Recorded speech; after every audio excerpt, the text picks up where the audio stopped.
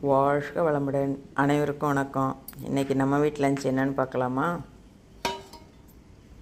Brown rice,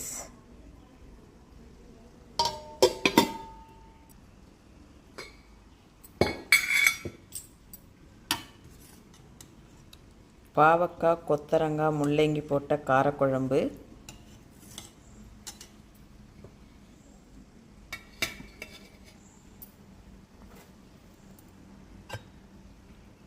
அது கூடவே அரைக்கீரை மசியல்,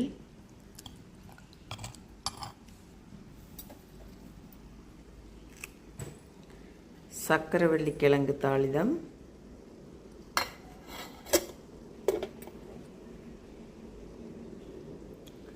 உடச்சக்கல்லையும் கீரையும் போட்ட கீரை வடை, பொட்டுக்கடலை போட்ட கீரை வடை.